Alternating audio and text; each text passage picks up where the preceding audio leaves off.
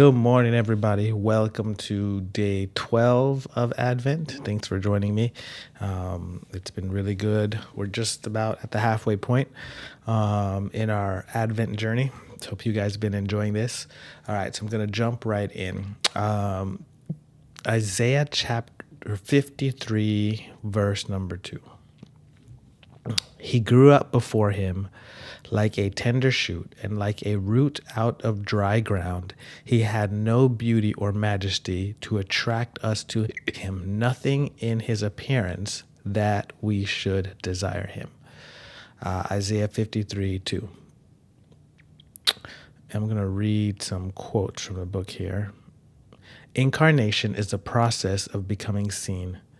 To be seen is to allow yourself to be known. To be known is the risk of being loved or not. And so we see here Jesus is God incarnate. Jesus is God in human flesh, in a human body walking around in matter. It's God in matter, God becoming matter. And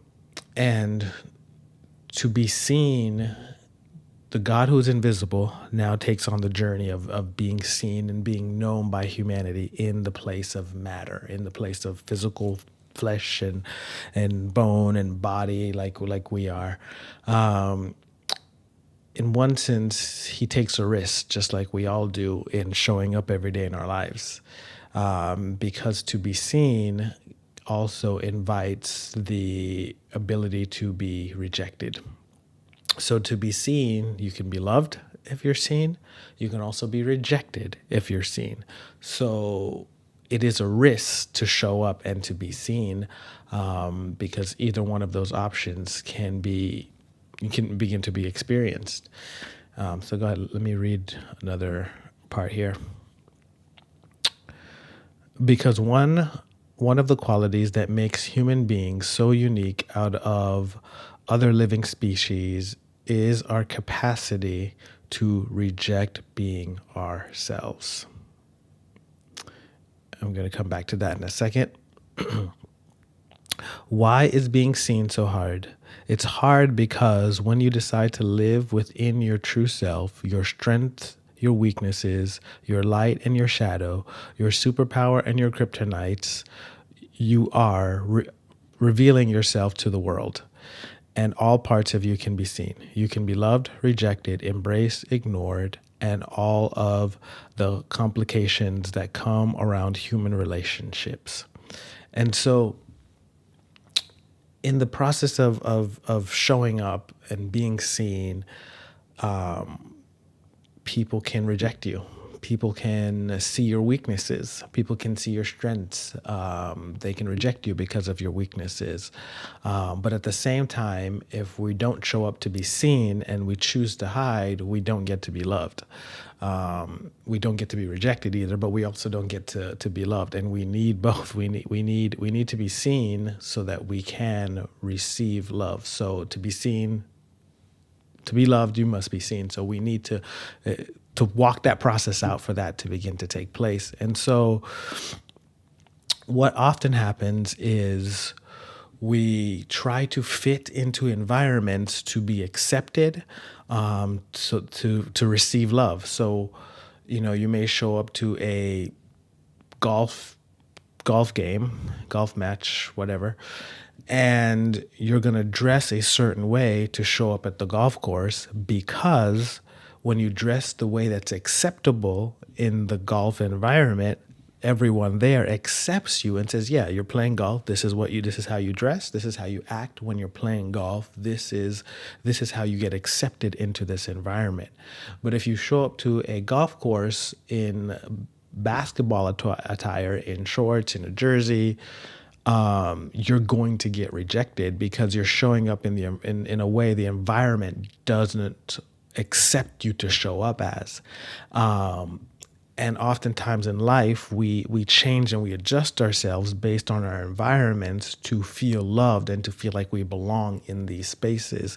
And there's a certain level of appropriateness based on where you are, showing up to a professional setting or showing up to a casual setting. That's there's a level that makes sense, like how we show up in our attire or how we carry ourselves. But at the core of our being, we're always adjusting that. We're always showing up in environments and trying to change ourselves or trying to adjust ourselves to be accepted in that environment for the sake of being accepted.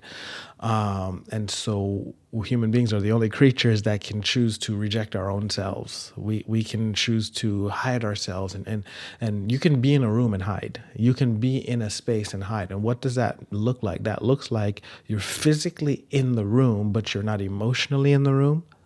You're not engaged with being in the room by being present. You're actually not present in your presence of who you are in the room. You're not bringing your thoughts into the room. You're not bringing your ideas into the room. You're not bringing yourself to that space to actually be present in that space for the sake of not wanting to be rejected, and being in environments where you may have a different line of thinking than acceptable in the environment. You may have different opinions than is acceptable in that environment, and you hold your opinion back, you hold yourself back, and not really show up because you don't want to be rejected, and you don't want to not be accepted in that place. And so that is the temptation that we all can fall in. Because to us, rejection means not loved, right? If we get rejected, that means we're not loved. And we all want to be loved. We all want to be embraced. We all want to be accepted for who we are. And so even Jesus, when he shows up on the scene, he makes that journey of making himself known in a way that he could be rejected, in a way that he could be not received. And that did happen, right? Like, he's God in the flesh. He's the one who made all things, and he shows up to his creation. And in John, it talks about they didn't recognize him. They rejected him. But he took the journey, took the chance of being seen for the sake of bringing us into a place of love, into a place of journeying into love. And the challenge and the for us is, if we want to be really loved, if we want to be present, then we're going to have to take the chance of being rejected. We're going to have to take that chance of people not liking us. We're going to have to take that chance. And so if we try to protect ourselves from being rejected, we will isolate. We will set ourselves up for actually not receiving the thing that we deeply desire to receive. And so we have to take the chance, and we're probably going to get hurt. That's the honest truth. Like Jesus is our example. Like, he showed up as himself, and he did get hurt, and he did get rejected. But he let himself be planted in love. He let himself be rooted in love and continue to live out of that place of love, instead of letting the circumstance speak to his value, instead of letting the circumstance communicate who he was. He didn't let the circumstance change him. He showed up and was like, I'm Jesus. I'm God in the flesh. Reject me or like me, whatever you want to do, that's up to you. But this is who I am, and I'm present in this moment to carry out what I'm here to carry out. And I think it's important that if we can live from that place of knowing who God's called us to be, live in that place of, man, this person may reject me, that person may not like me, but guess what? I'm not for everybody. I have to be rooted in God, rooted in that God made me, God created me, and I'm here because of God's purpose for my life, not because of anybody else, but because God made me, because God called me, and God brought me here. And so I know it can be a hard journey, especially walking through rejection. It can be a difficult process. But I actually love the image that is given in this chapter. I'm going to show it to you here. Hold on. I think it's a great image of kind of our journey through life. Okay. So here's the image. Okay. So it's a hand with a tree growing out, and another hand over top with the sun over the tree in that hand. Okay, so I want to kind of just talk about that imagery, kind of how I see it. This is not his example. This is my example of that imagery. So you have the hand, and the hand is God. God is the hand, and we are the tree that's planted in his hand. So we're born, like God brings us forth into the earth. So God is love. So the hand is love. We are the seed that's there. and the tree begins to grow out of the hand of God, which is love. We are born into this world growing out of the love of God, and the tree, full in its DNA, full in its process of growth, it is loved all the way through, and it is being drawn on the other side by love. Love is what's pulling the tree up, causing it to grow like the sun, drawing it to itself. So as we journey through life, we're rooted in love. We start in love, but we're also growing in love, and we're growing towards love. God's love is drawing us. We're growing towards love. But what happens is we go through this world that is broken. We encounter broken people. We encounter broken circumstances that cause us to feel hurt, that cause us to feel broken, that cause us to feel unloved, that cause us to feel like we're not accepted and we don't belong. And so we feel those things even as we're growing. So then we start to believe that we're not loved. So then we start to believe we don't belong. So then we start to believe all of those things. But the truth is, we started in love and we're growing towards love. So there's not a moment in our lives that we are not loved. There's not a moment in our entire existence that we are not deeply, deeply connected to love. The matter is, am I aware of it? Am I aware? Has there just been enough pain and enough brokenness present in my journey and in my life that I'm no longer conscious of the love that's present to me and the love that is present with me. God is love. He said He'll never leave us nor forsake us. So it's actually impossible for me to be without love. But what happens is my awareness of that love is what is affected. And so when we show up when we show up to be seen, we can experience rejection. We can experience those things, but the truth is we're not rejected. We are deeply planted and rooted within love. And so the choice that we get to make is, am I going to choose to believe that I'm loved, or am I going to choose to believe the circumstance that I'm experiencing and what's happening around me? And I know it's hard, especially if you grow up in a lot of trauma and a lot of hard things and brokenness. And I've heard all kinds of stories of people, of horrible things that they've walked through. And I'm like, man, if I walked through with that, I don't know if I would have been okay at all. And we all have our own journeys of brokenness. We all have our own journeys of insecurities.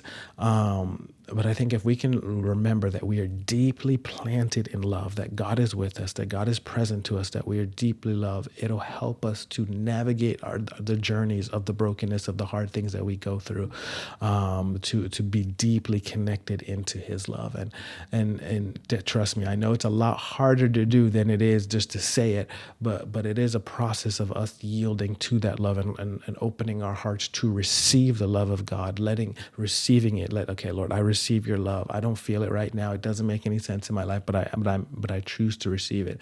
And our process is opening our hearts to receive God's love as it's all around us, as He's pouring it towards us. We get to receive it. We get to be partakers of His love by receiving it and by opening our hearts to let it touch us, by opening our hearts to let it work its work deep within us, and work out the areas of rejection, work out the areas of brokenness, work out the areas of insecurities and fears, and let the love of God work its process. And truthfully, that process and that journey of love might take our entire lives to do, might take our entire lives to walk that process out and to fully mature into that love and fully receive and walk out that love that God that's deep, that God has really put us in and called us to be surrounded by, which is Himself. And it is a journey and it is a process, but I just want to encourage you in that Jesus showed up on the scene just like we did, in a place of vulnerability, but He stayed in the love that He is.